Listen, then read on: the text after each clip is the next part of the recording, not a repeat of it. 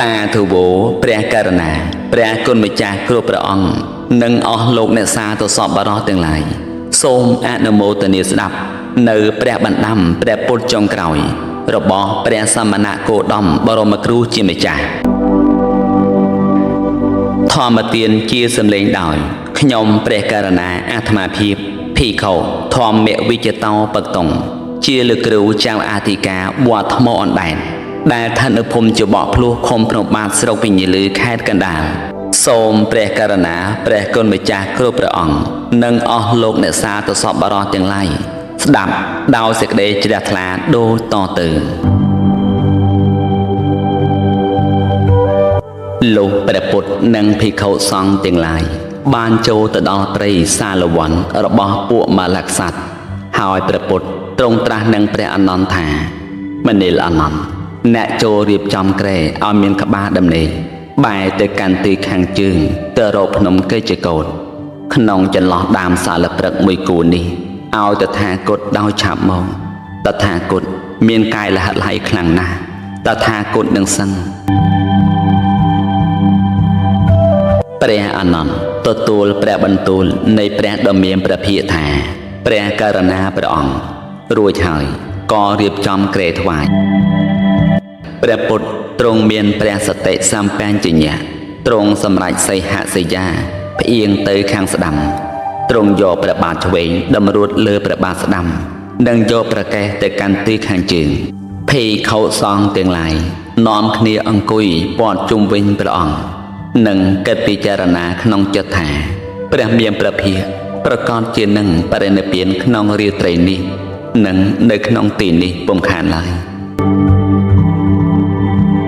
ព្រះមានព្រះភិក្ខទ្រង់តតសម្លឹងមើលដើមសាលព្រឹក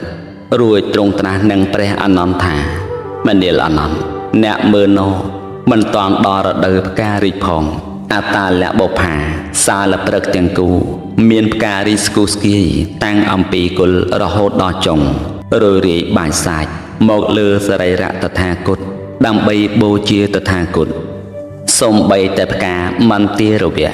និងលំអិតក្លឹមច័ន្ទជាទឹកក៏ធ្លាក់ចុះអំពីអាកាសរយរាយបាញ់សាច់លើសរីរៈតថាគតដើម្បីបូជាដែរ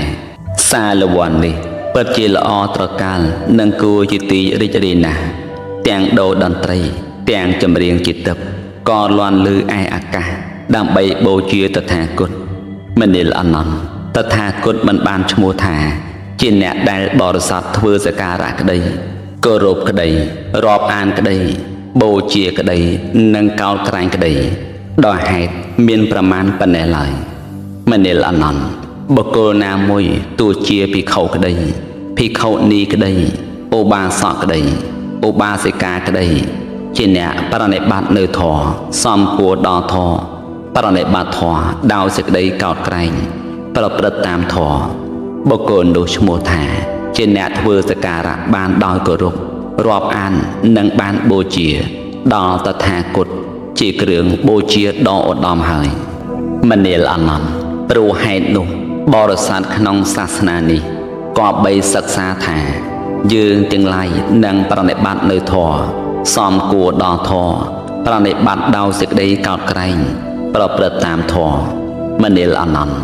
អ្នកទាំងឡាយក៏បីសិក្សាយ៉ាងនេះឯងក្នុងគ្រានោះមានភិក្ខុមួយអង្គនាមឧបវណ្ណៈស្ថិតនៅចំពោះព្រះភ័ក្ត្រព្រះដ៏មានព្រះភិក្ខកំពុងបកថ្វាយព្រះអង្គព្រះពុទ្ធទ្រង់បណ្ដេញបវណ្ណៈភិក្ខុថាមនាលភិក្ខុអ្នកចូលជៀសចេញអ្នកកុំស្ថិតនៅខាងមុខតថាគតឡើយកាលបានឃើញហេតុដូច្នេះព្រះអនន្តក៏មានសេចក្តីត្រេះរិះដូច្នេះថាឧបវណ្ណៈភិក្ខុនេះជាឧបថាធ្លាប់នៅចិត្តនិងដើរតាមព្រះដ៏មានព្រះភិក្ខជាយូរណាស់មកហើយមិនដេចឡើយបច្ឆមកាលកាលជាខាងក្រោយនេះព្រះមានព្រះភិក្ខទ្រង់បណ្ដេញឧបវណ្ណៈយ៉ាងដូចនេះទៅវិញតើមានហេតុដូចម្ដេចមានបច្ច័យដូចម្ដេចបានជាព្រះអង្គធ្វើដូច្នេះព្រះអនន្តបង្គំទូលព្រះអង្គថាបបិទ្ធព្រះអង្គដ៏ចម្រើនឧបវណ្ណៈជាឧបថានៅចិត្តនិងដើរតាមព្រះអង្គជាយូរណាស់មកហើយតើមានហេតុដូចម្ដេច មានបច្ច័យដូចម្ដេចបានជាព្រះអង្គបណ្ដេញឧបវណ្ណភិក្ខុឲ្យជាចេញកុំឲ្យស្ថិតនៅខាងមុខព្រះភ័ក្ត្រព្រះអង្គដូច្នេះព្រះពុទ្ធទ្រង់ត្រាស់នឹងព្រះអានន្ទថាមនាលអានន្ទទេវតាក្នុងលោកធាតុទាំង10ប្រជុំគ្នាដើម្បីមកមើលតថាគតក្នុងព្រៃសាលវ័នដែលមានទំហំ12យោជន៍នេះពួកទេវតាពោលទោសថា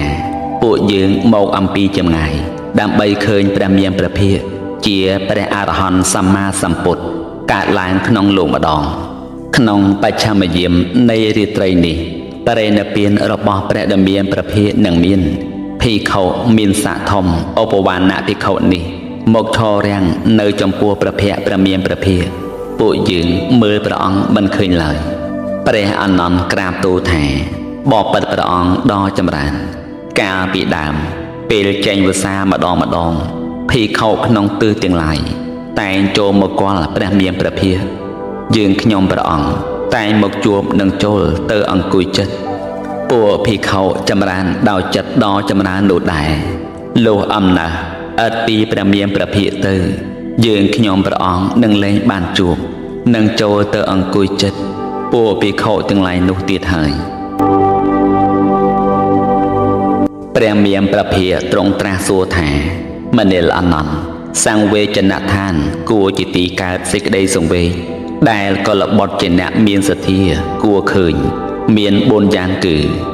1. កន្លែងដែលតថាគតបានប្រសូត 2. កន្លែងដែលតថាគតបានត្រាស់ដឹងអនុត្តរសម្មាសម្ពោធិញ្ញាណ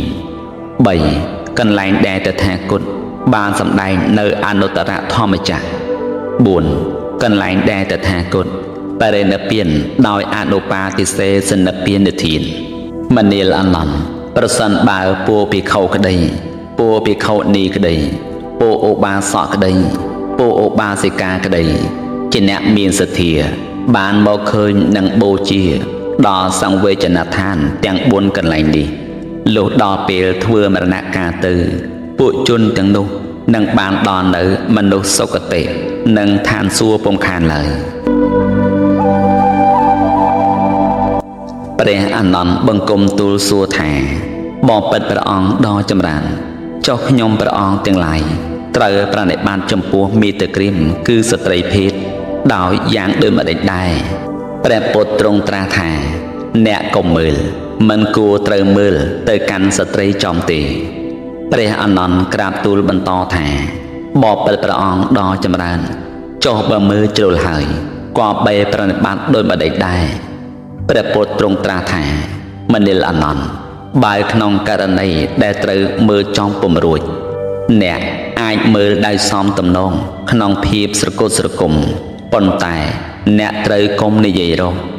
ព្រះអានន្ទក្រាបទូលថាបបិទ្ធព្រះអង្គដ៏ចម្រើនចុះបើនិយាយជ្រុលទៅហើយតើក៏បីប្រណិប័តដូចម្តេចដែរព្រះពុទ្ធទ្រង់ត្រាស់ថាមនាលអានន្ទបើត្រូវការនិយាយរកជាចេញពុំរួចទេ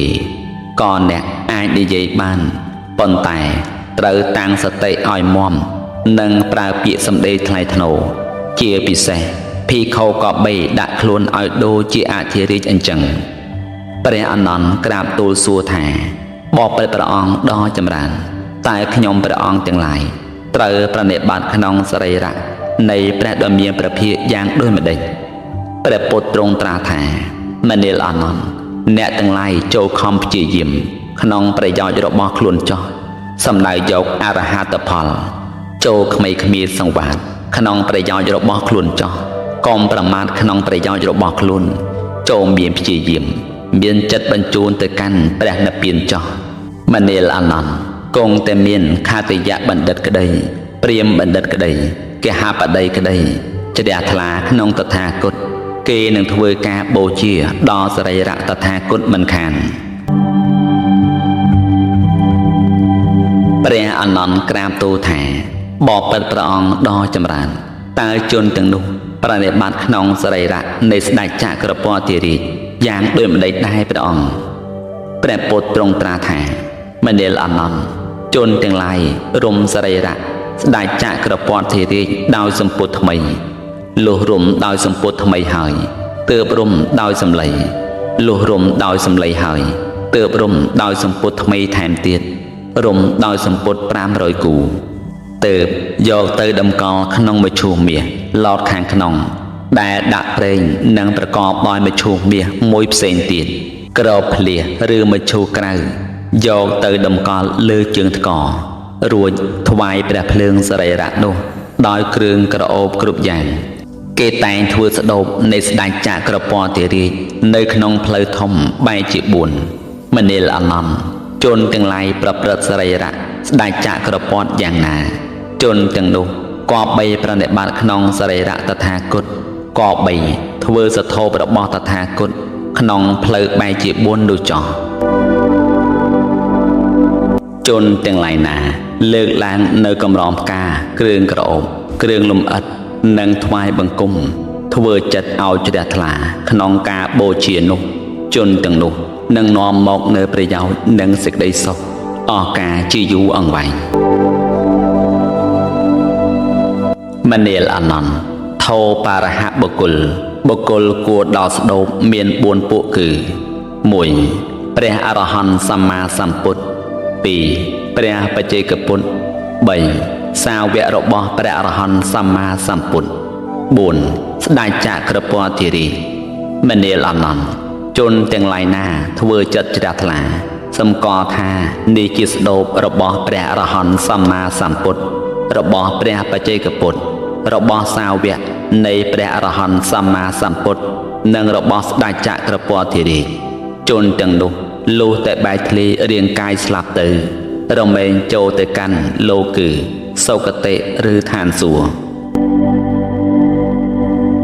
គ្រានោះព្រះអានន្ទចូលទៅកាន់វិហារក៏តោងនៅឈើដែលមានសន្តានដូចជាក្បាលស្វាគឺត្រដោកទ្វារឈរយំរៀបរាប់ដោយប្រការផ្សេងមួយសន្ទុះក្រោយមកទើបព្រះពុទ្ធទ្រង់ត្រាស់នឹងភិក្ខុទាំងឡាយថាមនាលភិក្ខុទាំងឡាយ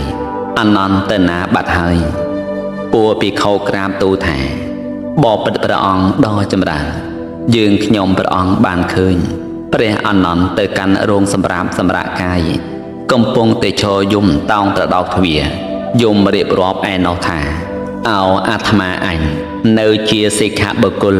ជាអ្នកមិនទាន់បានសម្រេចពន្លឺត្រាស់ដឹងនៅឡើយមានកិច្ចគួរធ្វើតទៅទៀតនៅឡើយឥឡូវនេះព្រះសាស្តាដែលជាអ្នកអនុគ្រោះដល់អាត្មាអញទ្រង់បរិនិព្វានចោលអញតើមាននរណាអាចគិតគូរដល់អាត្មាអញច្រើនជាងព្រះសាស្តារបស់អញទៀតព្រះអានន្ទគិតថាអាត្មាអញបានសម្រេចត្រឹមតែសោតាបតិផលអាត្មាអញត្រូវការសិក្សាធម៌វែងឆ្ងាយតទៅមុខទៀតប៉ុន្តែមិនដឹងជាដោះស្រាយយ៉ាងដូចម្ដេចទើបព្រះពុទ្ធទ្រង់បរិនិព្វានបាត់ទៅយ៉ាងនេះព្រះសមណគោតមទ្រង់ត្រាស់ប្រើភិក្ខុមួយអង្គឲ្យទៅហៅព្រះអានន្ទលុះព្រះអានន្ទចូលទៅអង្គុយក្នុងទីចិត្តដ៏សមគួរហើយព្រះពុទ្ធទ្រង់ត្រាស់លួងលោមថាមនាលអានន្ទណាស់ហើយអ្នកកុំបីសោយសោកឬខ្សឹកខ្សួលឡើយតថាគតបានប្រាប់អ្នកជាច្រើនដងរួចមកហើយថាសេចក្តីប្រត់ប្រាស់វិនិច្ឆ័យប្រែប្រួលចាកសត្វនិងសង្ខារដែលជាទីស្រឡាញ់ជាទីគាំចិត្តនោះតែងតែមានជាធម្មតាព្រោះហេតុនោះបុគ្គលបាននៅសេចក្តីមិនប្រត់ប្រាស់ក្នុងខន្តប្រវត្តិនេះមកអំពីណាធម្មជាតិណាដែលកើតហើយដែលមានហើយដែលបច្ច័យតាក់តែងហើយមានសេចក្តីទ្រុឌទ្រោមទៅជាធម្មតាធម្មជាតិនោះបុគ្គលនឹងខ្វល់ថាកុំទ្រុឌទ្រោមទៅដូច្នេះមិនមានឡើយមនាលអានន្ទខ្លួនអ្នកបានបម្រើតថាគតជាយូរអង្វែងមកហើយដោយកាយកម្មដោយវិច័យកម្មនិងដោយមនោកម្មប្រកបដោយសេចក្តីមេត្តានាំមកនៅប្រយោជន៍និងសេចក្តីសុខមិនមានចំណែកពីរគឺឥតបម្រើតែក្នុងចំពោះមុខនិងឥតបម្រើតែក្នុងកំបាំងមុខជាកម្មប្រមាណមិនបានគ្មានឧបថាណាបម្រើតថាគតល្អលើសអានន្ទឡើយ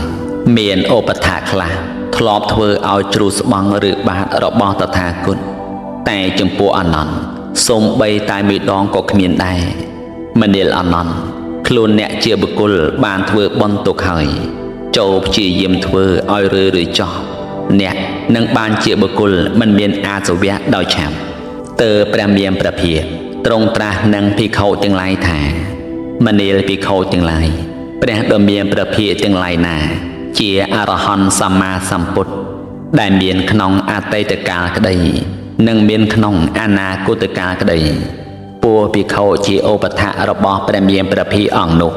ក៏មានកំណត់ដូចជាអនន្តរបស់តថាគតដូច្នេះដែរមនាលភិក្ខុទាំងឡាយអនន្តជាបណ្ឌិតតែងដឹងយ៉ាងដូចនេះថាការនេះជាការគួរនឹងចូលទៅគាល់តថាគតការនេះជាការគួររបស់ពួកភិក្ខុការនេះជាការគួររបស់ពួកភិក្ខុនីការនេះជាការគួររបស់ពួកឧបាសកការនេះជាការគួររបស់ពួកឧបាសិកាការនេះជាការគួររបស់ព្រះរាជានិងរាជអាមាត្យការនេះជាការគួររបស់ពួកទេរថីការនេះជាការគួររបស់ពួកសាវកទេរថីមនាលភិក្ខុទាំងឡាយអនន្តមានអច្ឆរិយភូតធម៌ជាធម៌ដ៏ចម្លែកអស្ចារ្យនៅក្នុងខ្លួនបើភិក្ខុបរិស័ទមួយភិក្ខុនីបរិស័ទមួយឧបាសកបរិស័ទមួយនិងឧបាសិកាបរិស័ទមួយចូលទៅជួបនឹងព្រះអនន្តគួររមែងបានសេចក្តីត្រេកអរដោយការបានជួបទទួលរាក់ទាក់និងការស្ដាប់នៅភាសិតទាំងឡាយរបស់ព្រះថេរៈអច្ឆរិយភូតធម៌4របស់ស្ដេចចក្រពត្តិចំពោះខាតិយបរិស័ទព្រាហ្មណ៍បរិស័ទកេហបតីបរិស័ទនិងសមណបរិស័ទយ៉ាងណា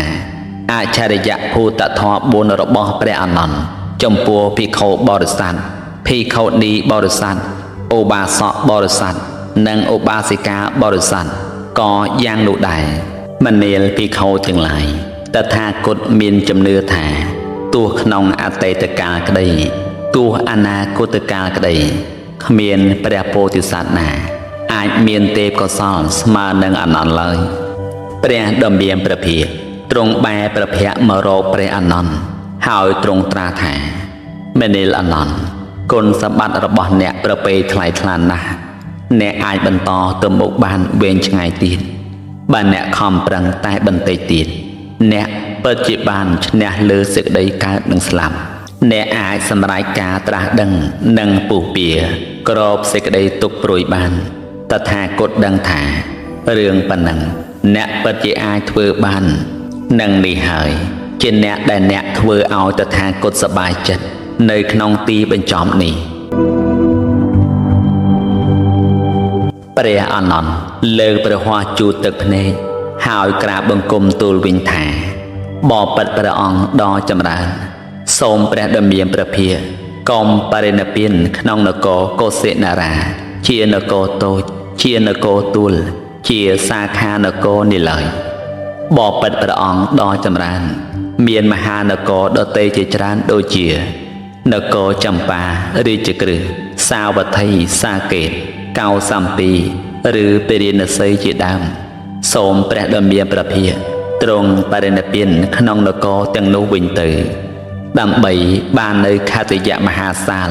ដែលមានចំនួនទ្រព្យ100ឬ1000កោដឡើងទៅព្រាហ្មណ៍មហាសាលព្រាហ្មណ៍ដែលមានទ្រព្យសម្បត្តិចំនួន80កោដឡើងទៅកេហបតីមហាសាលកេហបតីដែលមានទ្រព្យ40កោដឡើងទៅជាច្រើនដែលជាអ្នកមានសេចក្តីជ្រះថ្លាចំពោះព្រះដែលមានព្រះភិក្ខគេនឹងធ្វើការបូជាព្រះសរីរៈព្រះមានព្រះភិក្ខផងព្រះពុទ្ធទ្រង់ត្រាស់ថាមនាលអនន្តអ្នកកុំនិយាយយ៉ាងនេះឡើយកាលពីដើមមានព្រះចក្រពន្ធិរាជព្រះនាមមហាសុទស្សនៈជាធម្មរាជទ្រង់ធរជាឥស្សរៈលើផែនដីមានសមុទ្រទាំង4ជាទីបំផុតមានជនបទមមុនប្រកបដោយរតនៈ7ប្រការមនាលអនន្ត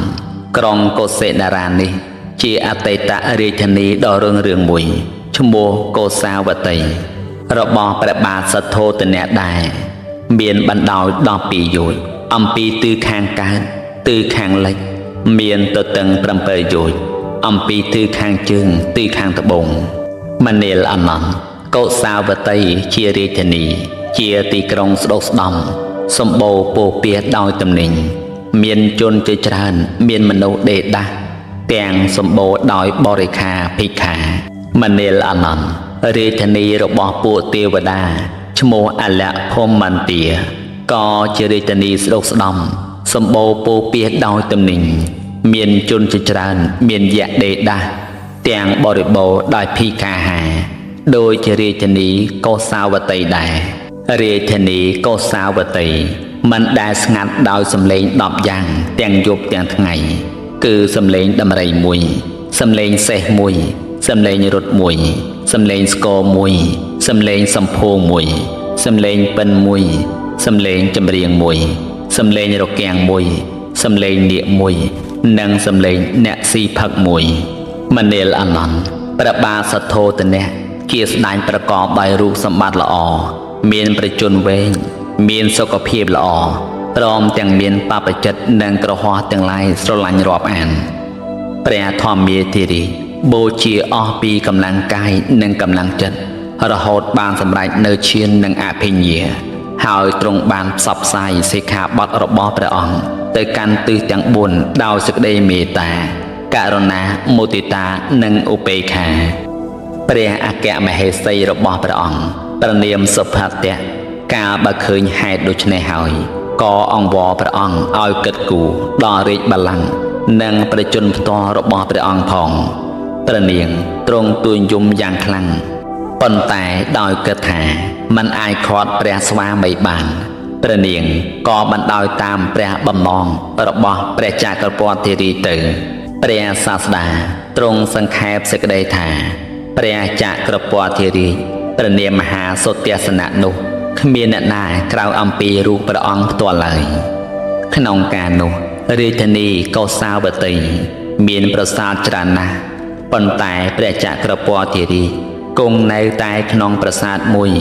មានរាជបល្ល័ង្កច្រើនណាស់ប៉ុន្តែព្រះអង្គប្រើប្រាស់តែរាជបល្ល័ង្កតែមួយមានដំរីច្រើនណាស់ប៉ុន្តែព្រះអង្គប្រើតែដំរីមួយមានសេះច្រើនណាស់ប៉ុន្តែព្រះអង្គប្រើតែសេះមួយសូម្បីតែរាជរដ្ឋរាជបម្រើព្រះពស្ត្រសលៀកបំពាក់ថាក្រយាស្ងោយក៏ព្រះរាជាប្រើតែមួយក្នុងមួយមុខដែរមនាលអានន្ទគ្រាន់តែក្រឡេកមើលទៅខាងក្រោយវិញអ្នកនឹងឃើញថារតនៈទាំងអស់ដែលជាកម្មសិទ្ធិរបស់ព្រះបាទសុទស្សនៈនោះត្រូវរលាយសាបសូន្យនិងផ្លាស់ប្ដូររលាយបាត់អស់ទៅហើយនេះហើយដែលហៅថាអនត្តាការមិនទៀងថិតថេរនៃវត្ថុទាំងអស់ដូច្នេះអ្នកមិនត្រូវនឿយណាយមិនត្រូវបោះបង់ចោលឬភ្លេចចោលនៅវត្ថុទាំងអស់ដែលមាននៅក្នុងក្រុងកុសិនារាដែលជាក្រុងតូចជាក្រុងទួលនិងជាសាខាក្រុងនោះទេកុសិនារាក៏ជាទីក្រុងមួយដ៏ល្អដែរហើយតថាគតបានជ្រើសរើសយកព្រៃសាលវ័ននេះដោយសេចក្តីពេញចិត្តរួចហើយមនាលអានន្ទតើអ្នកមិនឃើញផ្កាសាលព្រឹកនៅតែបន្តធ្លាក់រស់រាយពាពេញលើសរីរៈតថាគតទេឬអីមនាលអានន្ទអ្នកចូលទៅកាន់ទីក្រុងកុសិនារាហើយថ្វាយដំណឹងដល់ពួកមាលក្សត្រថាបបិទ្ធបាសេតក្រូតទាំងឡាយសូមអ្នកទាំងឡាយអញ្ជើញទៅដើម្បីកុំឲ្យមានសេចក្តីក្តៅក្រហាយស្ដាយក្នុងការជាខាងក្រោយថាព្រះដ៏មានព្រះភិក្ខទ្រង់បរិនិព្វានក្នុងតាមខេត្តរបស់យើងទាំងឡាយហើយយើងទាំងឡាយមិនបានឃើញព្រះដ៏មានព្រះភិក្ខក្នុងការជាទីបំផុតដូច្នេះឡើយព្រះអានន្ទទទួលព្រះបន្ទូលព្រះសមណគោតមថាព្រះករុណាព្រះអង្គរួចហើយក៏និមន្តចូលទៅកាន់ក្រុងកុសិនារាតែមួយអង្គឯងគ្រានោះឯងពួកមាលក្សត្រកំពុងប្រជុំគ្នាក្នុងសន្តាគារសាលាសម្រាប់បង្រៀនវិជ្ជាក្នុងរាជត្រកូលដោយកិច្ចការអ្វីមួយព្រះអានន្ទក៏ចូលទៅក្នុងសន្តាគារនោះហើយក៏ថ្វាយដំណឹងនៃការបរិនិព្វានរបស់ព្រះដ៏មានព្រះភិក្ខដល់ពួកមាលក្សត្រលុះបានលើពាក្យរបស់ព្រះអានន្ទហើយពួកមាលក្សត្រព្រមទាំងបុត្រសូនេសានិងភរិយាការទុកទោយប្រតិយំសោកបោកខ្លួនពោលដោយប្រការផ្សេងថាព្រះដ៏មានព្រះភិក្ខទ្រង់បរិនិព្វានឆាប់ពេកណាស់ ព្រះសម្ពុទ្ធមានចាក់ខោក្នុងលោកបានបាត់ឆាប់ពេកណាស់រួចហើយពួកម៉ាលិកសត្វក៏នាំគ្នាចូលទៅរកព្រះអានន្ទក្នុងសាលវ័នដែលជាច្រកចូលទៅក្នុងទីក្រុងកុសិនារាព្រះអានន្ទក៏មានសេចក្តីត្រេះរិះយ៉ាងនេះថាបើអាត្មាអញនឹងឲ្យពួកម៉ាលិកសត្វក្នុងក្រុងកុសិនារាចូលថ្វាយបង្គំព្រះដ៏មានព្រះភិក្ខម្នាក់ម្ដងសូមបីតែមួយយប់ទល់ភ្លឺក៏មិនហើយស្រេចដែរបើដូច្នេះគួរអាត្មាអញដាក់ឲ្យពួកម៉ាលិកសត្វចូលថ្វាយបង្គំតាមវងត្រកូលដោយពាក្យយ៉ាងនេះថាបបិទ្ធព្រះអង្គដ៏ចម្រើនម៉ាលិកសត្វឈ្មោះនេះព្រមទាំងបុត្រនិងភរិយានៃបរិស័ទនិងរាជអាមាត្យសូមបង្អោនសេរៈសេរសាថ្វាយបង្គំព្រះបាទានៃព្រះដ៏មានព្រះភិក្ខលំដាប់នោះព្រះអានន្ទក៏បានដាក់ឲ្យពួកម៉ាលិកសត្វអ្នកក្រុងកុសិនារាចូលថ្វាយបង្គំព្រះដ៏មានព្រះភិក្ខក្នុងបឋមយាមតាមទំនងនេះសម័យនោះឯងមានបរិពាជក់ឈ្មោះសុផតៈនៅទីក្រុងកុសិនារាបានឮដំណឹងថាព្រះសមណគោតមនឹងបរិនិព្វានក្នុងបច្ឆមយាមនៃរាត្រីនេះក៏មានសេចក្តីត្រេះរិះយ៉ាងនេះថាអាត្មាអញបានឮពីអំពីពួកបរិពាជក់ដែលជាមនុស្សចាស់ទុំឬជាអាចារ្យបាននិយាយតគ្នាមកថាព្រះអរហន្តសម្មាសម្ពុទ្ធទាំងឡាយតែងកើតឡើងក្នុងលោកនេះម្ដងមួយកាលហើយនៅក្នុងបច្ឆមយាមនៃរាត្រីនេះព្រះសមណគោតមនឹងបរិនិព្វានម្យ៉ាងទៀតអាត្មាអញក៏នៅមានសេចក្តីសង្ស័យផងមានសេចក្តីជ្រះថ្លាផងក្នុងព្រះសមណគោតមដូច្នេះគួរតែអាត្មាអញចូលទៅរកព្រះអង្គដើម្បីទ្រង់សម្ដែងនៅសេចក្តីសង្ស័យរបស់អាត្មាអញនោះចេញគ្រានោះសុផតៈបរិពាជុក៏ចូលទៅរកព្រះអានន្ទហើយនិយាយនឹងព្រះអានន្ទនៅពាក្យដូចខ្លួនបានត្រេះរិះមកអំពីខាងដើមនោះនឹងសូមអនុញ្ញាតចូលគាល់ព្រះសមណគោតមផងព្រះអានន្ទពោលទាស់នឹងសុផតៈបរិពាជុថាអាវសោសុផតកុំឡើយអ្នកមកបៀតបៀនដល់ព្រះដ៏មានព្រះភិក្ខព្រះដ៏មានព្រះភិក្ខលំបាកព្រះអង្គណាស់សុផតៈបរិពាជុបានអង្វរព្រះអានន្ទជាគម្រប់2ដងផងជាគម្រប់3ដងផងព្រះអានន្ទឆ្លើយប្រកែកជាគម្រប់2ដងផងជាគម្រប់3ដងផងកសិននោះព្រះដ៏មានព្រះភិក្ខទ្រង់ព្រះសន្តាប់កថាសន្តាប់របស់ព្រះអានន្ទនិងសុផតក៏ទ្រង់ត្រាស់នឹងព្រះអានន្ទថាមនាលអានន្ទកុំឡើយអ្នកខកសុផតឲ្យសុផតចូលមកជួបនឹងតថាគតចោះដោយសុផតចង់ដឹងនៅសេចក្តីណាមួយនោះមែនហើយបានជាគាត់ចូលមកសួរព្រះតថាគតមិនមែនគាត់សួរដើម្បីចង់បៀតបៀនទេបើសុផតសួរតថាគតឲ្យសម្ដែងធម៌ណាគាត់នឹងបានដឹងនៅធម៌នោះភ្លាមព្រះអានន្ទក៏ពោលនឹងសុផតបរិពាជុថាមនាលអវសោសុផតព្រះដ៏មានព្រះភិក្ខទ្រង់បើកឱកាសដល់អ្នកហើយអ្នកចូលទៅចោះលុះចូលទៅដល់ហើយសុផតៈបរិពាជុបានក្រាបបង្គំទូលសួរព្រះសម្ពុទ្ធថាបបិទ្ធព្រះគោតមដ៏ចម្រើនសាមណព្រាហ្មណ៍ជាគណៈជាកណាចារ្យមានយុះមានឈ្មោះល្បីល្បាញជាអ្នកធ្វើលទ្ធិឲ្យដូចជាបំពង់ដែលជនភាគច្រើនគេបានសន្មតថាល្អដូចជាគ្រូឈ្មោះបរណកាសបៈមេដលិកោសាលអចិតកេសម្ពុលបកោធកចាយណៈសញ្ជេវេលផតកៈនិងនិកន្តនេបុត្រតើពួកជនទាំងនោះសុទ្ធតែប្រកបក្នុងការត្រាស់ដឹងដូចជាពាក្យបដិញ្ញារបស់ខ្លួនមែនឬសុទ្ធតែសឹងមិនទាន់បានត្រាស់ដឹងទេឬក៏បានត្រាស់ដឹងខ្លះនិងមិនទាន់បានត្រាស់ដឹងខ្លះព្រះមានព្រះភិក្ខទ្រង់ត្រាស់ថាមនាលសុផតណាស់ហើយចោះពាក្យដែលអ្នកបានលើកឡើងនេះចូលលើកទុកមួយឡែកសិនចោះតថាគតនឹងសម្ដែងធម៌ដល់អ្នកចូលអ្នកតាំងចិត្តស្ដាប់ធម៌នោះដោយប្រពៃចោះមនាលសុផតៈអរិយធម៌មានអង្គ8មិនមាននៅក្នុងធម៌វិន័យណាសាមណៈទី1សោតាបណ្ណៈសាមណៈក្តីសាមណៈទី2សកទាគិមៈសាមណៈក្តីសាមណៈទី3អនាគាមិសាមណៈក្តីសាមណៈទី4 อรหันตสมณะក្តីក៏មិនមាននៅក្នុងធម៌វិន័យនោះដែរមនាលសុផាន់លុះត្រាតែអរិយមគ្គប្រកបដោយអង្គ8មាននៅក្នុងធម៌វិន័យណាទើបសមណៈទី1ក្តីសមណៈទី2ក្តីសមណៈទី3ក្តីសមណៈទី4ក្តីមាននៅក្នុងធម៌វិន័យនោះដែរដូច្នេះអរិយមគ្គប្រកបដោយអង្គ8មានតែនៅក្នុងធម៌វិន័យនេះឯងហើយសមណៈទី1សមណៈទី2សមណៈទី3និងសមណៈទី4ក៏មានតែក្នុងសាសនានេះបរាប្រធានវាទៈនៃគ្រូដតីអំពីសំណាក់នៃបុគ្គលដតីរមែងសូនចាកសមណៈនេះមនាលសុផាន់មួយទៀតភិក្ខុទាំងនេះគប្បីនៅដោយប្រពៃលោកនឹងមិនសូនចាកពួកអរហន្តឡើយមនាលសុផាន់ការតថាគតមានវ័យ29ឆ្នាំបានបួសហើយជាអ្នកស្វែងរកនៅកុសលសព្វញ្ញុតញ្ញាណកាលបើតថាគតបួសបានជាង50ឆ្នាំហើយក៏ញ៉ាំងប្រទេសគឺវិបស្សនាមគ្គដោយអ្នកប្រព្រឹត្តទៅជាប្រក្រតីដើម្បីធម៌ដែលគួរត្រាស់ដឹងគឺអរិយមគ្គព្រោះហេតុនោះសមណៈទី1ខាងក្រៅសាសនានៃតថាគតនេះមិនមានឡើយសមណៈទី2សមណៈទី3សមណៈទី4ក៏មិនមានដែរបរាវាទៈអំពីសំណាក់នៃបុគ្គលដតី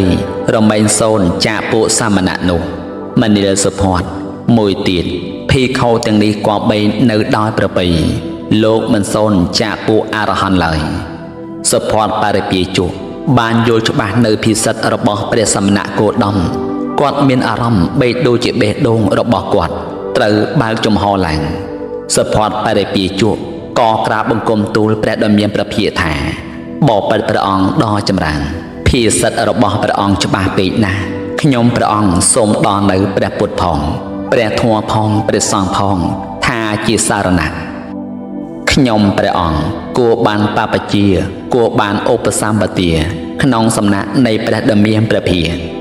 ព្រះសមណគោតមទ្រង់ត្រាស់ថាមនាលសុផាន់បុគ្គលណាធ្លាប់ជាអន្តេរថីហើយប្រាថ្នាបព្វជិនិងឧបសម្បទាក្នុងធម៌វិន័យនេះបុគ្គលនោះរមែងនៅក្នុងបរិវាសអស់កំណត់4ខែសិនលោកកន្លង4ខែហើយទើបពួកភិក្ខុជាអរធិចិត្តអ្នកមានចិត្តត្រេកអរឲ្យបព្វជិនិងឲ្យឧបសម្បទាដល់បរិវាសបុគ្គលនោះដើម្បីភិក្ខុភាវៈបានតែសុភាវៈនៃបុគ្គលដែលផ្សេងគ្នាតថាគតដឹងច្បាស់ហើយក្នុងរឿងនេះសុផាន់បរិពាជុក្រាបបង្គំទូលថាបបិទ្ធព្រះអង្គដ៏ចម្រើនបើពួកបុគ្គលអន្តេរថីត្រូវស្ថិតនៅក្នុងបរិវាស4ខែខ្ញុំព្រះអង្គនឹងត្រូវនៅក្នុងបរិវាស4ឆ្នាំក៏បានដែរលុះកន្លងអំពី4ឆ្នាំទៅសូមបព្វជិជាអរថិចិត្តឲ្យបានបព្វជិនិងឧបសម្បទាដល់ខ្ញុំព្រះអង្គដើម្បីភិក្ខុភាវៈចោះលំដាប់នោះព្រះពុទ្ធទ្រង់ត្រាស់នឹងព្រះអនន្តថាមនាលអនន្តបើដូច្នោះអ្នកចូលបំពោះសុផាន់បរិពាជុក្នុងពេលឥឡូវនេះផងចោះសុផាន់បរិពាជុឆ្លៀតពោលទៅកាន់ព្រះអនន្តថាណែអវសោអនន្តលោកម្ចាស់ពេញហៅជាមានលៀបអត្តភាពជាមនុស្សក៏លោកម្ចាស់បានល្អហើយព្រោះថាព្រះសាស្តាបានអភិសេកលោកម្ចាស់ដោយអភិសេកជាអន្តេវាសិកក្នុងទីចំពោះព្រះភ័ក្ត្រក្នុងសាសនានេះព្រះអានន្ទនិងព្រះអនុរុទ្ធក៏រៀបចំបំពោះសុផាន់បរិពាជុតាមទម្លាប់ដែលមានរួញមកហើយក្នុងពេលនោះភ្លាមទៅដោយសារភិក្ខុសុផាន់ជាមនុស្សមានបញ្ញាព្រះអង្គក៏បានសម្រេចព្រះអរហន្តនៅក្នុងថ្ងៃបួសនិងឧបសម្បទានោះតែម្ដងសុផាតភិក្ខុគឺជាបច្ឆមសិក្ខាសាវកចុងក្រោយបង្អស់របស់ព្រះដ៏មានព្រះភិក្ខនិងក្នុងព្រះពុទ្ធសាសនានេះបន្ទាប់មកព្រះដ៏មានព្រះភិក្ខត្រាស់ដឹងព្រះអនន្តថាមនាលអនន្តធម៌និងវិន័យដែលតថាគតបានសម្ដែងនិងបញ្ញត្តិដល់ព្រមដល់អ្នកទាំងឡាយដោយច្បាស់លាស់ហើយលុះអំណះឥតពីតថាគតទៅព្រះធម៌និងវិន័យនេះហើយជាគ្រូបាអាចារ្យរបស់អ្នកទាំងឡាយមនាលអនន្តសពថ្ងៃនេះពួកភិក្ខុហៅគ្នានឹងគ្នាជាពាក្យថា អាវសោអំណះអត់ពីតថាគតទៅអ្នកទាំងឡាយកុំហៅតាមពាក្យយ៉ាងនេះទៀតភិក្ខុចាស់ជាងត្រូវហៅភិក្ខុខ្ចីជាងដោយនាមខ្លួនក៏បានដោយនាមត្រកូលកូតក៏បាននិងដោយពាក្យថាអាវសោយ៉ាងនេះក៏បានចំណែកឯភិក្ខុខ្ចីក្មេងជាងត្រូវហៅភិក្ខុចាស់ជាងថាផន្តេឬអាយាស្មាក៏បានមនាលអនន្តលុះអំណះឥតពីតថាគតទៅបើសង្ឃមានប្រាថ្នានឹងដកសិក្ខាបទចូលដកសិក្ខាបទណាដែលតូចដោយលំដាប់ចោះមនាលអនន្តលុះអំណះឥតពីតថាគតទៅសង្ឃត្រូវដាក់ព្រហ្មទណ្ឌដល់ឆានៈភិក្ខុអតីតនីសារថីព្រះសទ្ធតិនោះផងចោះព្រះអនន្តក្រាបបង្គំទូលសួរព្រះសម្ពុទ្ធថាបបិទ្ធព្រះអង្គដ៏ចម្រើនតើព្រហ្មទណ្ឌនោះដូចម្ដេចព្រះពុទ្ធទ្រង់ត្រាស់ថាមនាលអនន្តឆានៈភិក្ខុចង់ពោលនៅពាក្យណាក៏ពោលនៅពាក្យនោះចោះប៉ុន្តែពួកភិក្ខុទាំងឡាយមិនត្រូវនិយាយរកមិនត្រូវទូមានមិនត្រូវព្រានប្រដៅដល់ភិក្ខុឆានៈនោះឡើយព្រះអនន្តបង្គំសួរថាបបិទ្ធព្រះអង្គដ៏ចម្រើនខ្ញុំព្រះអង្គដាក់ព្រហ្មទណ្ឌដល់ឆានៈភិក្ខុដូចម្ដេចបានត្បិតឆានៈភិក្ខុកាយរឹងរូសខ្លាំងពេកណាស់ព្រះសម្ពុទ្ធទ្រង់មិនឆ្លើយនឹងសំណួររបស់ព្រះអនន្តនោះថាដូចម្ដេចឡើយលំដាប់នោះព្រះដ៏មានព្រះភិក្ខទ្រង់ត្រាស់ហៅភិក្ខុទាំងឡាយមកថាមនាលភិក្ខុទាំងឡាយបើអ្នកមានសេចក្តីសង្ស័យសេចក្តីងឿងឆ្ងល់ក្នុងព្រះពុទ្ធព្រះធម៌ព្រះសង្ឃក្នុងមគ្គឬបដិបទាអ្នកទាំងឡាយសាកសួរនឹងតថាគតមកចោះចូលកុំទុកឲ្យនៅអាកាសដ៏មានតម្លៃនេះកន្លងហួសហើយស្រាប់តែមានសេចក្តីក្តៅក្រហាយស្ដាយក្នុងកាលជាខាងក្រោយថាថ្ងៃនឹងព្រះសាស្តាគង់នៅទីចំពោះមុខឃើញរាល់គ្នាមិនបានជាយកចិត្តទុកដាក់ដើម្បីសាកសួរព្រះអង្គក្នុងទីចំពោះព្រះភ័ក្ត្រសោះព្រះដ៏មានព្រះភិក្ខទ្រង់ត្រាស់ពាក្យនេះនឹងភិក្ខុទាំងឡាយជាគម្រប់2ដងផងជាគម្រប់3ដងផងភិក្ខុទាំងនោះក៏នៅស្ងៀមជាគម្រប់2ដងផងជាគម្រប់3ដងផងព្រះពុទ្ធទ្រង់ត្រាស់បន្តថាមនាលភិក្ខុទាំងឡាយ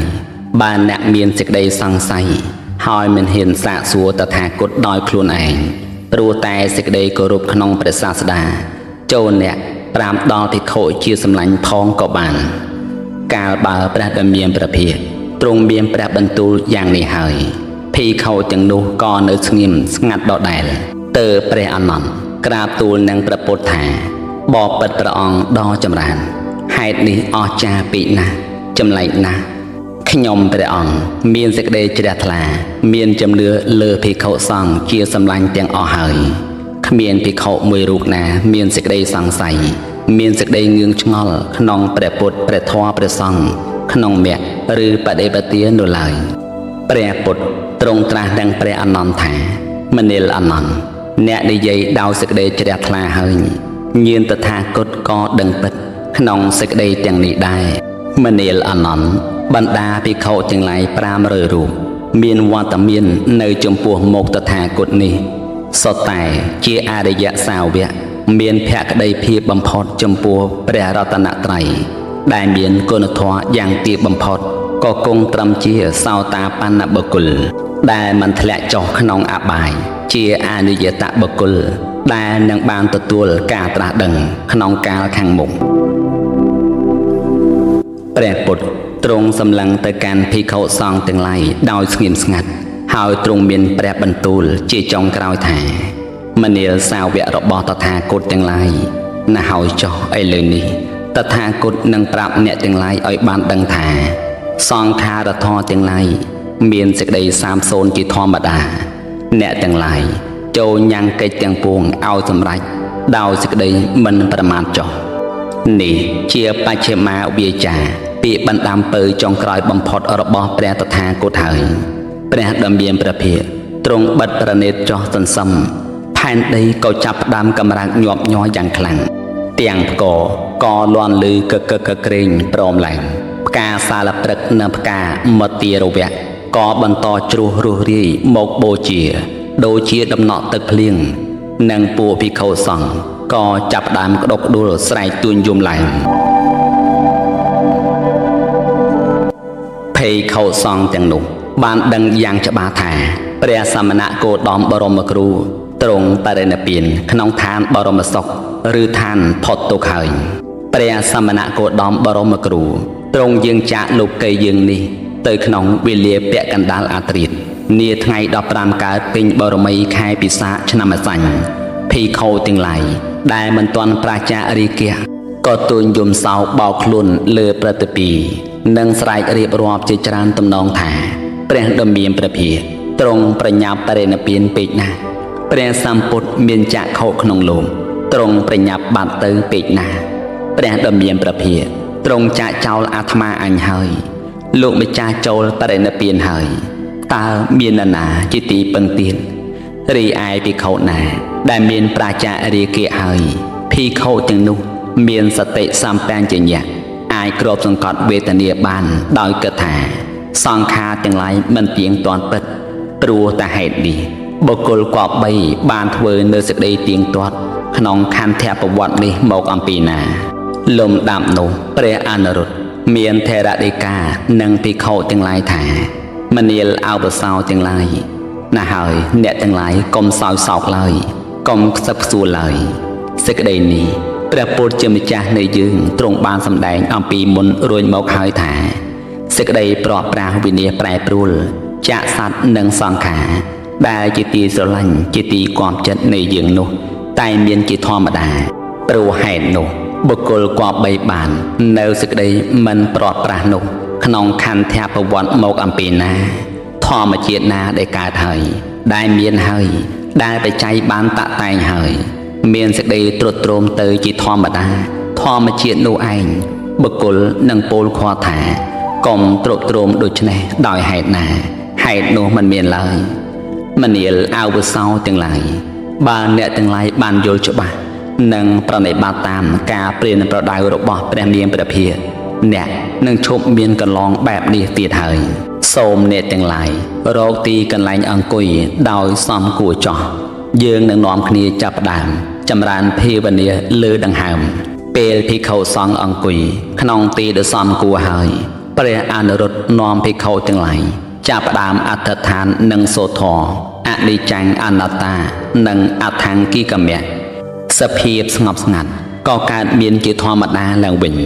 ปวกมาหลักสัตว์อ้อยจนหลอกปนลือปรุงเปรียดนังนอมคณีโสทอลอนลือโตรมปงเป็นเตียงปรึกษาบรรทอปีกาโสทอรุ่ยบอกเปรอานรถจับดามบรรทอสำแดงเนยประทอติสนาเปรเทระโปโสสาอัมปีกาได้เปรสมาสัมโพธิญินตรงบานสำหรับเนยเป็นลือในกาตราดังเปรอ่องกูบัญเจอัมปีกเตบันดันโกนทอเมตาทอนังจรัตนังโนระบอบเปรสมณะโกดอมบรมครูเปรได้เปรอานรถสำแดงทอจอมเปรอานนท์ก็บรรทอสำแดงเรียบรอบอัมปีโอปากถาดลอ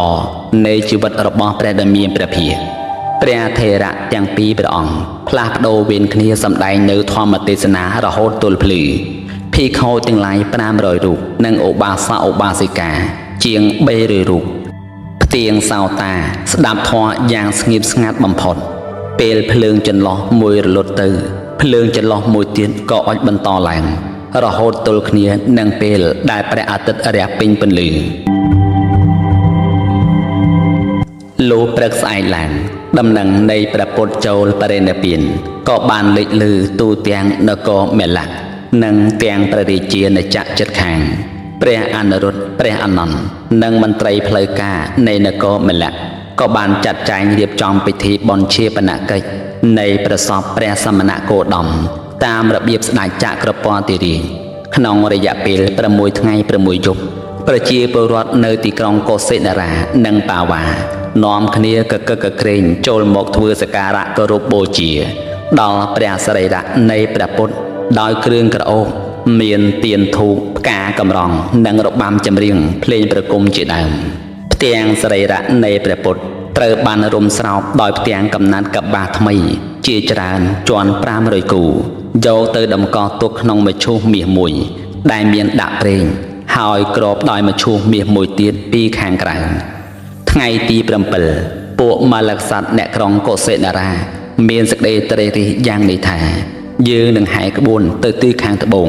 ហើយថ្វាយព្រះភ្លើងព្រះសរីរៈនៃព្រះដ៏មានព្រះភិក្ខនៅអំពីខាងត្បូងទីក្រុងនោះដែរ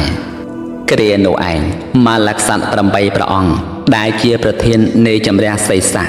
និងទ្រង់សម្ពុទ្ធថ្មីគិតគ្នាថានឹងលើកព្រះសរីរៈនៃព្រះដ៏មានព្រះភិក្ខប៉ុន្តែมันអាចលើករួចឡើយទើបម៉ាលក្សត្រពោលសួរនឹងព្រះអនុរុទ្ធថាបបិទ្ធព្រះអង្គដ៏ចម្រើនតើមានហេតុដូចម្ដេចមានបច្ច័យដូចម្ដេចបានជាម៉ាលក្សត្រទាំង8ព្រះអង្គលើកព្រះសរីរៈព្រះដ៏មានព្រះភិក្ខមិនរួចដូច្នេះព្រះអនុរុទ្ធឆ្លើយតបថាបបិទ្ធវាសេដ្ឋៈទាំងឡាយបំណងរបស់ទ្រង់ទាំងឡាយម៉ាលក្សត្រទាំង8ព្រះអង្គផ្សេងបំណងរបស់ពួកទេវតាផ្សេងបំណងរបស់ទ្រង់ទាំងឡាយថាយើងរាល់គ្នានឹងហែក្បួនទៅតាមទិសខាងត្បូងហើយថ្វាយព្រះសរីរៈនៃព្រះដ៏មានព្រះភិក្ខអំពីខាងត្បូងក្រុងចំណែកឯបំណងរបស់ពួកទេវតាយើងរាល់គ្នានឹងហែក្បួនទៅតាមទិសខាងជើងចូលទៅកាន់ក្រុងតាមទ្វារខាងជើងនិងហែកាត់ចំកណ្ដាលក្រុងចេញទៅតាមទ្វារខាងកើតហើយថ្វាយព្រះភ្លើងព្រះសរីរៈនៃព្រះដ៏មានព្រះភិក្ខនៅក្នុងមកុដពន្តនចេតិយសាលជាមង្គលសម្រាប់តែងព្រះកាយរបស់ពួកមល្លរាជអំពីខាងកើតទីក្រុងពួកម៉ាលក្សត្របានទទួលព្រះអនុរុទ្ធថាបបិទ្ធលោកម្ចាស់ដ៏ចម្រើនបំណងរបស់ពួកទេវតាយ៉ាងណាការថ្វាយព្រះភ្លើងនៃព្រះសរីរៈនៃព្រះដ៏មានព្រះភិក្ខសូមសម្រេចយ៉ាងនោះចោះពួកម៉ាលក្សត្រអ្នកក្រុងកុសិនារានិងបាវ៉ានាំគ្នាហែព្រះសរីរៈនៃព្រះពុទ្ធចេញអំពីទិសខាងជើងចូលតាមទ្វារក្រុងខាងជើងហើយហែតាមផ្លូវកាត់ចំកណ្ដាលរាជធានីចេញទៅតាមទ្វារទិសខាងកើតដើម្បីថ្វាយព្រះភ្លើងព្រះសរីរៈនៃព្រះដ៏មានព្រះភិក្ខក្នុងមកុដពន្តនចេតិយដែលជាចេតិយធំជាងគេបង្អស់របស់ពួកម៉ាលក្សត្រស្ថិតនៅទីចំពោះខាងកើតនៃទីក្រុងពេលហែដល់មុខមកុដពន្តនចេតិយពួកម៉ាលក្សត្រជាប្រធានទាំង8អង្គក៏នាំគ្នាលើកមឈូសប្រសពយកទៅតម្កល់នៅលើជើងថ្កខ្លឹមច័ន្ទក្រស្នាក្នុងគ្រាដែលពួកម៉ាលក្សត្រ4ព្រះអង្គជាប្រធានហៀបនឹងឈួលជើងថ្កស្រាប់តែមានបរិសជាសេះម្នាក់មកខកថាសូមរងចាំបន្តិចសិនព្រោះព្រះមហាកស្សបៈនិមន្តមកតាមផ្លូវឆ្ងាយអំពីក្រុងបាវ៉ាចូលមកកាន់ក្រុងកុសិនារានេះជាមួយនឹងភិក្ខុប្រមាណ500រូបចិត្តមកដល់ហើយព្រះមហាកស្សបៈរវល់តែបង្ហាត់បង្រៀនភិក្ខុក្នុងវត្តកំបាំងព្រះថេរៈក៏បានឮដំណឹងថាព្រះពុទ្ធយាងឆ្ពោះទៅកាន់ទិសខាងជើងហើយសង្ស័យថាមកកាន់តំបន់វេសាលីនេះដែរព្រះថេរៈចេញដំណើរស្វែងរកព្រះពុទ្ធក៏ប៉ុន្តែពុំដឹងថាទ្រង់គង់នៅក្នុងទីណាពិតប្រាកដទេមានភិក្ខុជាច្រើនសុំមកតាមព្រះថេរៈដែរពេលព្រះថេរៈនិមន្តមកដល់កណ្ដក្រៀមចំនួនភិក្ខុដែលសុំមកជាមួយកានដល់500រូបពេលព្រះមហាកស្សបៈនិងភិក្ខុទាំងអស់កំពុងជ្រកក្រោមម្លប់ឈើមួយក្បែរដងផ្លូវនៃក្រុងបាវ៉ាស្រាប់តែជួបនឹងអ្នកធ្វើដំណើរអាជីវកម្នាក់កាន់ផ្កាមទារវៈមកអំពីក្រុងកុសិនារាទៅក្រុងបាវ៉ាព្រះមហាកស្សបៈសួរនឹងអាជីវកនោះថាមនាលអាវុសោតើអ្នកបានដឹងដំណឹងព្រះសាស្តារបស់យើងដែរឬទេអាជីវកឆ្លើយថាអាវុសោខ្ញុំដឹងដែរព្រះសមណគោតមទ្រង់បរិនិព្វានអស់កាល7ថ្ងៃជាគម្រប់នឹងថ្ងៃនេះហើយផ្កាមន្ទារវៈនេះខ្ញុំយកមកអំពីសាលវ័នក្នុងក្រុងកុសិនារាជាទីបរិនិព្វាននៃព្រះសមណគោតមនោះការបានឮដំណឹងនេះភ្លាមភិក្ខុណាដែលមិនទាន់ប្រាជ្ញារិកៈក៏នាំគ្នាយំសោកបោកខ្លួននិងពោលពាក្យស្រណោះស្រណោកជាច្រើនទំនងភិក្ខុណាដែលប្រាជ្ញារិកៈហើយក៏មានសតិសម្បញ្ញៈអាចសង្កត់សង្កិននៅវេទនាបានថាសង្ខារទាំងឡាយមិនទៀងព្រោះហេតុនោះបុគ្គលគប្បីបាននៅសេចក្តីទៀងទាត់ក្នុងខន្ធប្រវត្តិនេះមកអំពីណាក្នុងគ្រានោះមានភិក្ខុបួសចាស់ម្នាក់ឈ្មោះសុផត កំពុងតែអង្គុយក្នុងបរិស័ទនោះបានពោលពាក្យនឹងភិក្ខុទាំងនោះដោយយ៉ាងដូចនេះថាមនាលអាវុសោទាំងឡាយហើយអ្នកទាំងឡាយកុំសោកសៅកុំយំខ្សឹកខ្សួលឡើយតាមពិតពួកយើងបានរួចខ្លួនស្រឡះហើយតាព្រោះថាព្រះសមណគោតមនោះតែងតែពោលព្រានប្រដៅដល់ពួកយើងថាអំពើនេះគួរដល់អ្នកអំពើនេះមិនគួរដល់អ្នកជាដើមប៉ុន្តែឥឡូវនេះពួកយើងចង់ធ្វើនៅអំពើណានឹងធ្វើនៅអំពើនោះតាមតែចិត្តមិនចង់ធ្វើនៅអំពើណាមិនចង់ធ្វើនៅអំពើនោះបានស្រេចហើយតែនឹងចិត្តរបស់ពួកយើងព្រះមហាកាសបៈហៅភិក្ខុទាំងឡាយមកថាមនាលអវុសោទាំងឡាយពាក្យនេះព្រះដ៏មានព្រះភិក្ខទ្រង់បានសម្ដែងរួចមកហើយថាសេចក្តីប្រត់ប្រាស់វិនិច្ឆ័យប្រែប្រួលចាកសត្វនិងសង្ខារជាទីស្រឡាញ់ជាទីពេញចិត្តទាំងអស់តែងមានជាធម្មតាព្រោះហេតុនោះបុគ្គលគប្បីបាននៅសេចក្តីមិនប្រត់ប្រាស់នោះក្នុងខន្ធប្រវត្តិនេះមកអំពីណាធម្មជាតិណាដែលកើតហើយមានហើយដែលបច្ច័យតតែងហើយនឹងមានសេចក្តីទ្រុឌទ្រោមទៅជាធម្មតាធម្មជាតិនោះបុគ្គលនឹងពោលខាត់ថាកុំទ្រុឌទ្រោមដូច្នេះដោយហេតុណាហេតុនោះមិនមានឡើយបន្តិចក្រោយមកពួកភិក្ខុទាំងឡាយបានជួបនឹងបរិសជាសេះម្នាក់ទៀតហើយបរិសនោះក៏បានធានាថានឹងបន្លឿនសេះទៅមុខដើម្បីយកដំណឹងនេះទៅទូលដល់ព្រះអនុរុទ្ធាព្រះមហាកាសបៈនិងភិក្ខុចំនួន500រូបនឹងមកចូលរួមក្នុងពិធីថ្វាយព្រះភ្លើងព្រះសរីរៈនៃព្រះមានព្រះភិក្ខដែរពេលរសៀលព្រះមហាកាសបៈនិងភិក្ខុទាំងឡាយ500រូបនិមន្តមកដល់ជើងថ្កនៃព្រះមានព្រះភិក្ខក្នុងមកកើតបន្ទនចេតិយលុះចូលដល់ហើយព្រះមហាកាសបៈក៏ធ្វើចីវរឈៀងស្មាម្ខាងប្រណម្យអញ្ជលីធ្វើប្រទក្សិណជើងថ្ក3ជុំហើយបើកខាងព្រះបាទាក្រាបថ្វាយបង្គំព្រះបាទាដោយសេរៈជាគម្រប់3ដងឯភិក្ខុ500រូបក៏បានប្រព្រឹត្តធ្វើនៅគិរវកិច្ចដោយព្រះមហាកាសបៈដែរបន្ទាប់អំពីព្រះមហាកាសបៈនិងភិក្ខុទាំងឡាយ500រូបក្រាបថ្វាយបង្គំព្រះបាទាព្រះបរមសពរួចហើយពិធីថ្វាយព្រះភ្លើងដល់ព្រះពុទ្ធសរីរៈក៏ចាប់ផ្ដើមឡើងភិក្ខុភិក្ខុនីឧបាសកឧបាសិកាស្ដេចសពមុខមន្ត្រីនិងភ្ញៀវទាំងអស់ក៏លុតជង្គង់ចុះនិងប្រណម្យអញ្ជលីសំពះព្រះពុទ្ធសរីរៈគ្រប់គ្នាព្រះអនុរុទ្ធចៅវាយកងជាសញ្ញាភិក្ខុសង្ឃក៏ចាប់ផ្ដើមសូត្រធម៌អនិច្ចំអនត្តានិងអភិញ្ញាឡើងសំឡេងព្រះសង្ឃសូត្រធម៌ប្រកបដោយសីហវិសាលធ្វើឲ្យពុទ្ធបរិស័ទប្រុងស្ដាប់ដោយស្មឹងស្មាតនិងញ៉ាំងពិធីបុណ្យថ្វាយព្រះភ្លើងនៃព្រះពុទ្ធសរីរៈប្រព្រឹត្តទៅក្នុងបរិយាកាសដ៏សែនអធិកអធមនិងមហោឡារិកជាទីបំផុតពួកម៉ាលក្សត្រអ្នកក្រុងកុសិនារារលត់ជើងថ្កនៃព្រះដ៏មានព្រះភិក្ខដោយទឹកក្រអូបទាំងពួងមឈូសមាសខាងក្រៅត្រូវបានទម្លាក់ចុះរួចហើយគម្របក៏ត្រូវបានបើកឡើងពួកម៉ាលក្សត្រអ្នកក្រុងកុសិនារាក៏នាំគ្នារើសប្រមូលព្រះពុទ្ធសរីរៈដាក់ក្នុងកោដ្ឋមាសយកទៅតម្កល់ទុកក្នុងសទ្ធាគារដ្ឋានហើយនាំគ្នាធ្វើសក្ការៈគោរពបូជាដោយរបាំចម្រៀងភ្លេងប្រគំជាផ្កាកំរងនិងគ្រឿងក្រអូបទាំងឡាយអស់វេលា7ថ្ងៃថែមទៀតព្រះថេរៈនិងភិក្ខុទាំងឡាយបានចែកវេនគ្នាយាមរក្សាព្រះសរីរកធាតុនៃព្រះដ៏មានព្រះភិក្ខនេះដោយមានកងទ័ពប្រដាប់លំពែងនិងធ្នូពួកដំរីពួកសេះឈរព័ទ្ធជុំវិញពីខាងក្រៅផងដំណឹងនៃការចូលបរិនិព្វានរបស់ព្រះដ៏មានព្រះភិក្ខត្រូវបានផ្ញើជូនគ្រប់ព្រះរាជាណាចក្រជាច្រើនក្នុងថ្ងៃមុនកន្លងមកហើយរាជទូតនៃព្រះរាជាណាចក្រជិតខាងត្រូវបានបញ្ជូនមកចូលរួមក្នុងពិធីបុណ្យជាបណាកិច្ចនៃព្រះដ៏មានព្រះភិក្ខមានរាជទូតអញ្ជើញមកអំពីនគរមេគធៈនគរវជីនគរសាខ្យៈនគរធូលិនគរកោលយៈនគរវេថតិបៈ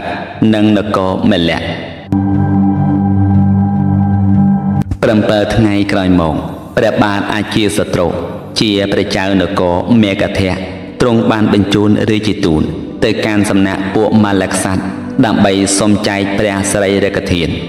រាជទូត6នគរឯទៀតក៏សុំចែករំលែកព្រះពុទ្ធសរីរធាតុរវាងគ្នានឹងគ្នាដែរមុនដំបូងពួកម៉ាឡក្សត្រអ្នកក្រុងកុសិនារាទ្រង់ជំទាស់នឹងសេចក្តីស្នើសុំនេះដែលជាហេតុមួយធ្វើឲ្យ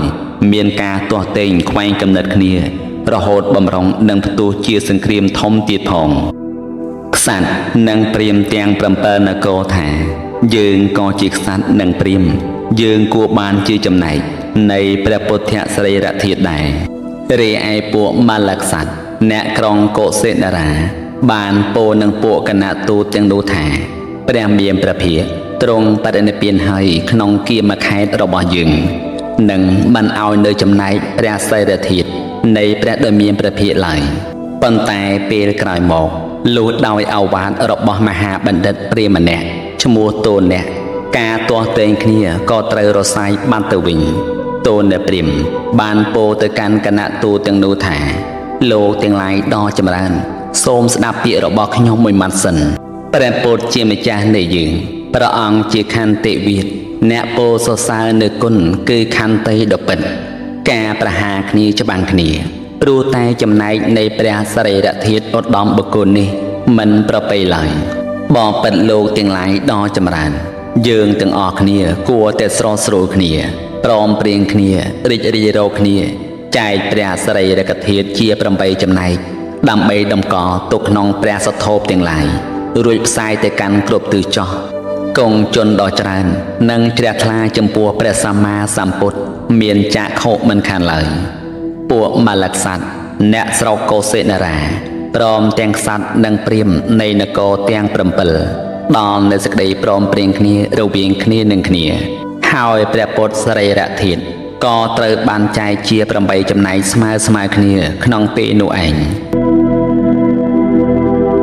ចំពោះតូនព្រាហ្មណ៍ដែលជាមេចំណែកក្នុងការដេកចែកនៅព្រះសរីរធាតុនោះបានត្រឹមតែតំពាក់ជាឈ្មោះនៃរង្វាន់របស់ឥណ្ឌាក្នុងសម័យនោះមួយយកទៅតម្កល់ទុកក្នុងព្រះសថោបដើម្បីធ្វើសក្ការៈបូជារីឯពួកក្សត្រមៅរិយៈអ្នកក្រុងពេផៈលេវ័នបញ្ជូនរាជទូតមកកាន់សំណាក់ម៉ាឡក្សត្រអ្នកក្រុងកុសិនារាដើម្បីសុំព្រះពុទ្ធសរីរធាតុក្រោយគេក៏បានត្រឹមតែព្រះអង្គាគឺធ្យូងអំពីកន្លែងដែលថ្វាយព្រះភ្លើងនេះយកទៅព្រះរាជាណាចក្រនីមួយបានធ្វើព្រះសថោបសក្យមនីចេតិយដើម្បីតម្កល់ព្រះពុទ្ធសរីរធាតុទុកជាទីសក្ការៈបូជា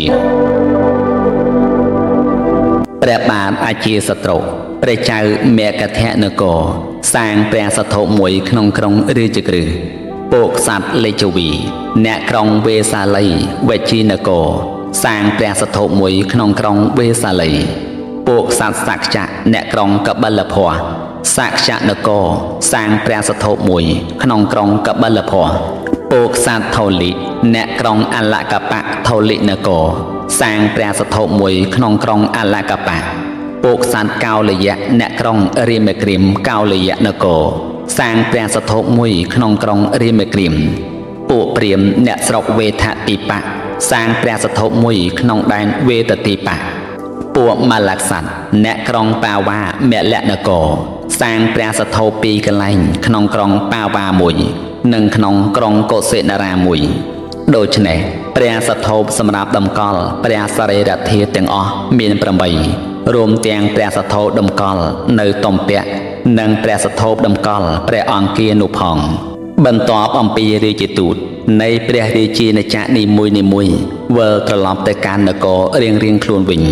ភិក្ខុនិងភិក្ខុនីទាំងអស់ក៏វិលត្រឡប់ទៅធ្វើវត្តប្រណិប័តនិងបង្ហាត់បង្រៀនធម៌តាមវត្តរៀងខ្លួនវិញដែរព្រះមហាកស្សបៈព្រះអនុរុទ្ធនិងព្រះអានន្ទក៏បាននាំគ្នាយកបាតរបស់ព្រះដ៏មានព្រះភិក្ខត្រឡប់ទៅកាន់វត្តវេលវ័នវិញដែរប្រហែលជាមួយខែក្រោយមកព្រះមហាកស្សបៈបានបើកឲ្យមានកិច្ចប្រជុំពិភាក្សាមួយនៅក្នុងក្រុងរាជក្រឹសក្នុងគោលបំណងរៀបចំផ្ទៀងផ្ទាត់ធម៌វិន័យឲ្យត្រូវគ្នាជាបែប នឹងចង់ជំរះសម្អាតនៅពុទ្ធិភាសិតទាំងអស់ដែលព្រះសាស្តាទ្រង់បានសម្ដែងរួចមកហើយនោះឲ្យបានស្អាតភ្លឺស្វាងឡើងកត្តាដែលនាំឲ្យព្រះមហាកស្សបៈហៅពួកភិក្ខុទាំងអស់មកប្រជុំគ្នាជាបន្ទាន់នេះពីព្រោះព្រះអង្គបានចាប់អារម្មណ៍ទៅលើពាក្យសម្ដីអាក្រក់របស់ភិក្ខុបួសចាស់មួយរូបឈ្មោះសុភ័ណ្ឌក្នុងសំណាក់របស់ព្រះអង្គផ្ទាល់ហើយដូច្នេះហើយបានជាមហាសន្និបាតសង្ឃលើកទី1ឬបឋមសង្គីយនាបន្ទាប់អំពីពេលដែលព្រះពុទ្ធទ្រង់បរិនិព្វានទៅបានកើតឡើងព្រះមហាកស្សបៈត្រូវបានចាត់ទុកជាអគ្គសាវកទី4របស់ព្រះសម្ពុទ្ធបន្ទាប់ពីអគ្គសាវកស្ដាំទី1គឺព្រះសារីបុត្រអគ្គវៈឆ្វេងទី2គឺព្រះមោគលាននិងអគ្គសាវកទី3គឺព្រះវិពលកោដញ្ញៈព្រះមហាកស្សបៈល្បីថាភិក្ខុដែលចេះដាក់ខ្លួនរស់នៅយ៉ាងសុខស្រួលក្នុងជីវិតដ៏អត្តឃាតបំផុតព្រះថេរៈបានទទួលការប្រោសប្រាននិងស្រឡាញ់រាប់អានដ៏ស្មោះអំពីព្រះដ៏មានព្រះភិក្ខក្នុងរវាង20ឆ្នាំមុនអ្នកណាក៏ដឹងដែរថាព្រះមហាកស្សបៈចេះដេរសង្ឃាដីអំពីបំណាស់កំណាត់សម្ពុទ្ធដោយដេរផ្ដុំគ្នាជាច្រើនរយបំណាស់នៅពេលមួយនោះព្រះមហាកស្សបៈបានបោកសង្ឃាដីនេះជាច្រើនជាន់ហើយយាងព្រះដ៏មានព្រះភិក្ខគង់ពីលើព្រះដ៏មានព្រះភិក្ខទ្រង់សរសើរថាសង្ឃាដីនេះគង់នៅស្រួលណាស់ព្រះមហាកស្សបៈក៏ថ្វាយសង្ឃាដីធ្វើអំពីបំណាស់កំណាត់សម្ពុទ្ធនេះដល់ព្រះដ៏មានព្រះភិក្ខតែម្ដងទៅព្រះដ៏មានព្រះភិក្ខទ្រង់ទទួលយកសង្ឃាដីនេះដោយទឹកប្រទេញញឹមរួចហើយក៏ទ្រង់ប្រទានសង្ឃាដីរបស់ព្រះអង្គឲ្យទៅមហាកស្សបៈថេរជំនួសវិញហើយអ្នកណាក៏ដឹងដែរថាព្រះមហាកស្សបៈជាភិក្ខុមួយអង្គដែលញញឹមប្រព្រាយនៅពេលដែលព្រះដ៏មានព្រះភិក្ខទ្រង់លើកផ្កាឈូកមួយតងបង្ហាញជាឧទាហរណ៍ក្នុងទីប្រជុំមួយក្នុងវត្តចេតពុនដោយគ្មានបញ្ចេញព្រះវិចារអ្វីមួយម៉ាត់សោះនោះ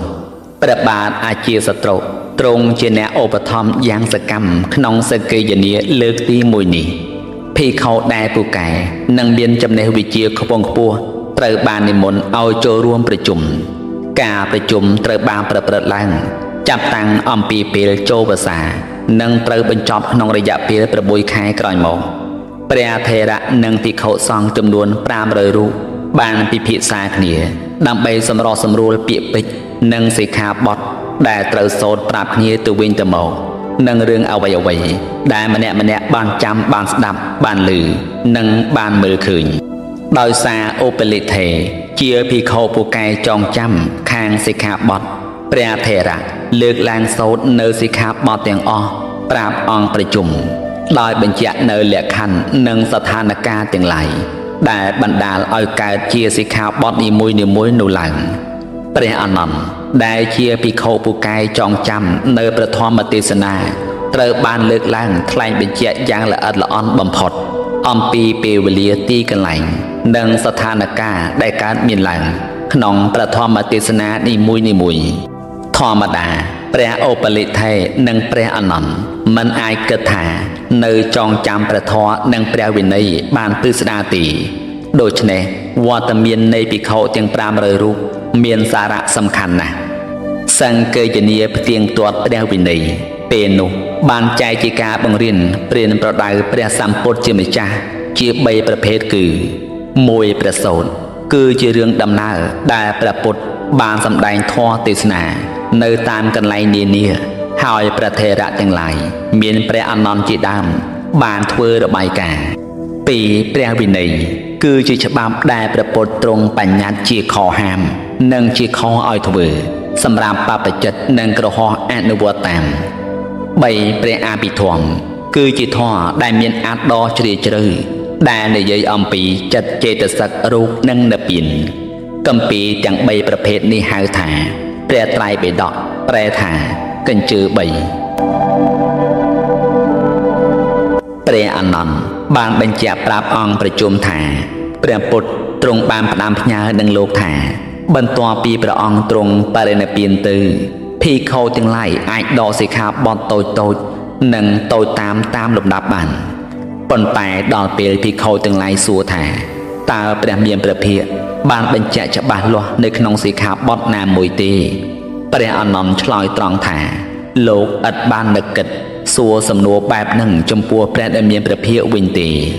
សង្ឃេយនាលើកទី1នេះក្នុងគោលបំណងរក្សាពាក្យព្រានប្រដៅរបស់ព្រះពុទ្ធកុំឲ្យបាត់បង់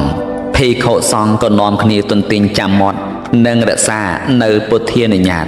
ថាឲ្យរៀនជាពាក្យព្រានប្រដៅពុទ្ធវចនៈតាមភាសាជាតិរៀងខ្លួនសង្ឃេយនាលើកទី1នេះពុំទាន់បានសរសេរជាលាយលក្ខណ៍អក្សរនៅឡើយទេលុះត្រាតែដល់សង្ឃេយនាលើកទី3បន្ទាប់អំពីព្រះពុទ្ធទ្រង់បរិនិព្វានទៅបានជាង200ឆ្នាំទើបចាប់ផ្ដើមសរសេរសង្ឃេយនាលើកទី2ទុតិយសង្ឃេយនាបានធ្វើឡើងបន្ទាប់អំពីព្រះពុទ្ធទ្រង់បរិនិព្វានទៅបាន100ឆ្នាំ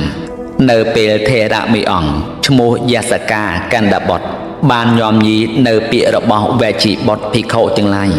ទុតិយសង្ឃេយនានេះមានគោលបំណងផ្ទៀងផ្ទាត់នៅពុទ្ធវចនៈក្នុងព្រះត្រៃបិដកឲ្យបានត្រឹមត្រូវដោយការធ្វើបឋមសង្ឃេយនានោះវិញសង្ឃេយនាលើកទី3តតិយសង្ឃេយនាបានធ្វើឡើងបន្ទាប់អំពីព្រះពុទ្ធទ្រង់បរិនិព្វានទៅបាន218ឆ្នាំនៅពេលថេរៈមួយអង្គឈ្មោះមោគលិពុទ្ធេសៈបានទម្លាយនៅវាទៈគឺពាក្យពោលនៃដេរថីដតីតតិយសង្ឃេយនានេះមានគោលបំណងជំរះសម្អាតនៅព្រះត្រៃបិដកឲ្យបានត្រឹមត្រូវដោយការធ្វើបឋមសង្ឃេយនានោះដែរលុះកន្លងបន្តិចអំពីសង្ឃេយនាលើកទី3នេះមានភិក្ខុមួយអង្គនាមមហាមហិន្ទុបានទៅប្រដិស្ថានព្រះពុទ្ធសាសនានៅក្នុងតាមពៈពេណទ្វីបគឺនៅកោះលង្កាឬស្រីលង្កាព្រះពុទ្ធសាសនាកន្លងបាន500ឆ្នាំបន្ទាប់អំពីព្រះពុទ្ធទ្រង់បរិនិព្វានទៅមានគម្ពីរមួយឈ្មោះមលន្តបញ្ហាសរសេរឡើងជាភាសាបាលីដោយព្រះកន្ធររចនាចារ្យដែលមាននាមបញ្ញថាបេដុចលាកេយថេរៈនៅក្នុងមជ្ឈមប្រទេសក្នុងប្រទេសឥណ្ឌាសពថ្ងៃលោកបានតាក់តែងគម្ពីរនេះឡើងក្នុងគោលបំណងដើម្បី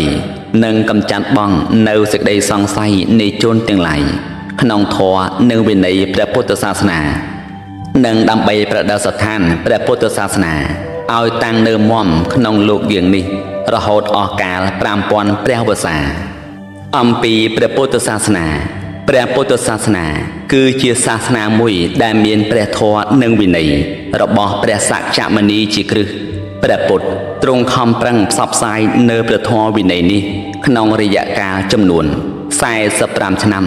រហូតដល់ព្រះអង្គរំលត់ខន្ធបរិនិព្វានពាក្យពេចន៍ទាំងឡាយក្នុងព្រះធម៌នៃទេសនារបស់ព្រះអង្គមានអត្ថន័យប្រកបដោយខ្លឹមសារជាទីបំផុត